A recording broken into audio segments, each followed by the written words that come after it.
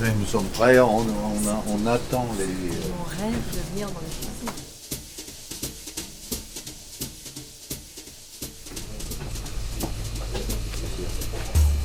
On soit pas trop dur. Oui, non, ça sera juste.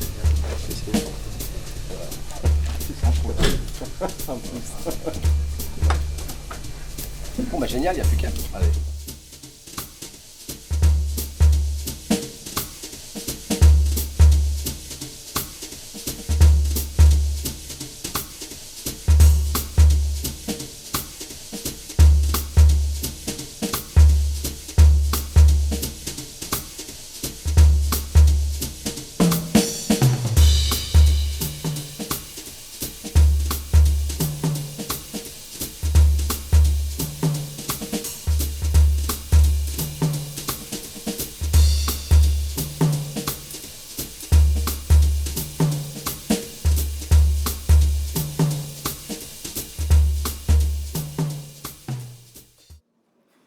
Personne, mieux que Thierry Marx, ne pouvait imaginer cette soirée pour nous, avec nous. Il l'a fait avec générosité et enthousiasme, et vous découvrirez le lien qui existe entre son univers gastronomique et le projet scientifique que nous soutenons au sein de l'université. L'enthousiasme, c'est aussi ce qui caractérise notre invité d'honneur, M. Jean d'Ormesson, ce jeune homme facétieux. Sa présence lumineuse est un honneur pour nous. Chers amis, je suis une fois encore très fier d'être parmi vous pour cette soirée exceptionnelle de l'Université hébraïque de Jérusalem. C'est quelqu'un qui présente dans le milieu de la gastronomie un type d'exigence intellectuelle et humaine exceptionnelle, comme on en voit très rarement, et qui mérite à ce titre d'être associé à ce qui se passe de plus bouillonnant dans la recherche scientifique. Il est lui-même, d'une certaine manière, un peu un chercheur. J'appelle sur cette scène le grand chef Thierry Marx. Non, ce qui m'a touché à l'université, c'est surtout que ce n'est pas une université qui fonctionne en silo. Ce n'est pas des scientifiques entre eux. C'est-à-dire qu'ils acceptent aussi que des gens comme moi, du monde de l'artisanat, puissent venir essayer de comprendre un certain nombre de choses et eux de se rapprocher de l'univers de l'artisanat. Et la cuisine, ça se regarde, ça se médite et ça se mange.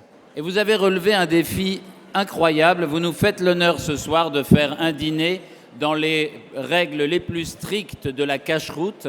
De considérer que c'est une opportunité créative, ça facilite quand même grandement les possibilités. Si vous en faites une contrainte, bien évidemment, vous vous fermez, vous ne vous ouvrez pas aux autres et vous ne pouvez pas créer quoi que ce soit. Cette université est passionnante et fascinante. Et d'ailleurs, il faut y être allé pour comprendre, pour saisir physiquement, d'abord, le mélange extraordinaire de nationalités et de générations.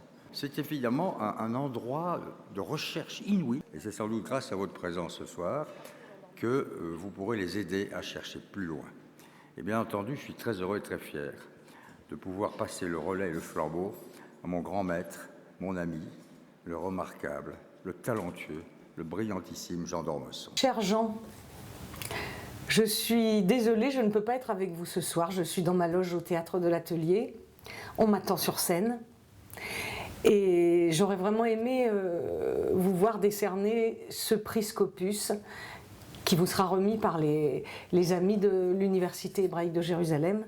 Toute la vie, toute l'œuvre de Jean d'Ormesson illustre la profondeur de sa pensée, la superbe limpidité de sa prose et le rayonnement qu'il exerce dans la société française. Le seul énoncé de certains de ses titres suffit à résumer la personnalité de cet homme chatoyant, à la mémoire prodigieuse, au sourire qui désarme, à une culture qui force le respect. Cette même université salue en lui un ami, un maître, un éditorialiste érudit doublé d'un philosophe, une personnalité au regard clairvoyant, courageux, un des ultimes défenseurs de la langue la plus pure et de la créativité la plus éclectique, l'académicien préféré des Français et des Françaises, un sage doublé d'un humoriste, une des personnalités les plus indiscutables et les plus écoutées et lues de la société. Pour toutes ces contributions, pour l'extraordinaire rôle et itinéraire de cet homme libre et ultra talentueux, les Amis français de l'Université hébraïque de Jérusalem sont fiers de remettre le prix Scopus 2013 à Monsieur Jean d'Ormesson.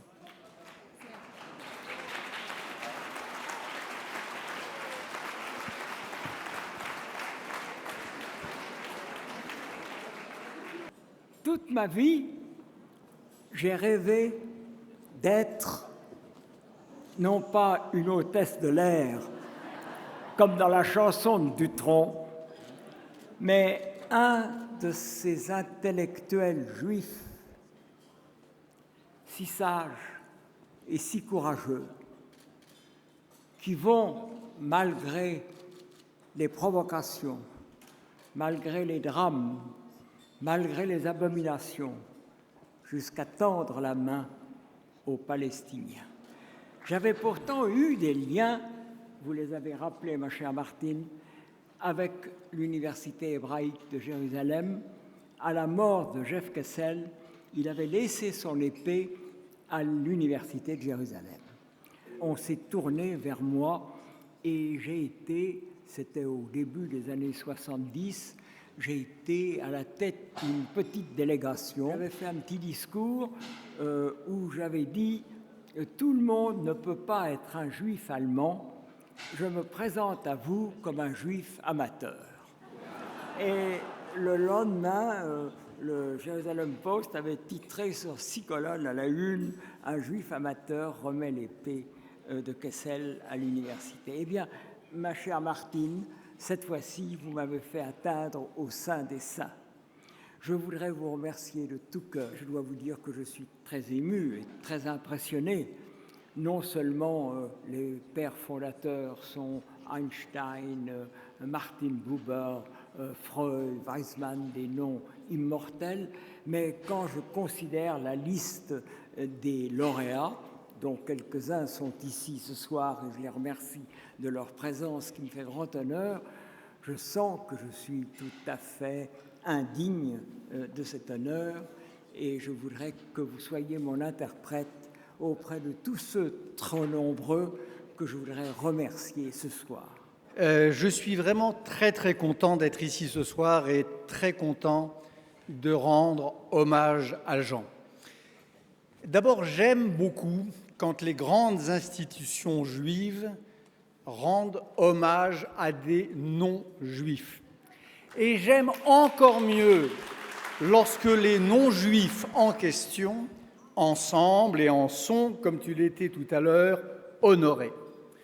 Une des choses qui m'a toujours semblé la plus sympathique chez Sartre, c'est que lui qui avait refusé le prix Nobel a accepté de cette même université qui t'honore aujourd'hui un doctorat honoris causa. Tu n'es pas Sartre, tu es toi couvert d'honneur, mais justement, le fait que couvert d'honneur comme tu l'es, le plus célèbre des écrivains français, celui qui dans le monde entier incarne l'intelligence et l'esprit français, soit honoré de cet honneur qui t'est fait, j'aime infiniment cette idée. Je t'aime, mon cher Jean, et que je suis si heureux d'être venu te le dire ici ce soir. Je voudrais enfin te souhaiter de vivre 120 ans. C'était ce que se disaient les maîtres du Talmud quand ils voulaient s'honorer ou honorer une vie belle et noble qui ne mérite que de persévérer. Tu n'es pas un rabbin du Talmud, je ne le suis pas non plus, peut-être encore moins que toi, mais en t'écoutant tout à l'heure, avec tant d'esprit et de finesse, te réjouir de cet honneur qui t'était fait, je pensais que tu méritais bien, en revanche, cette petite exhortation talmudique. Merci encore à tous.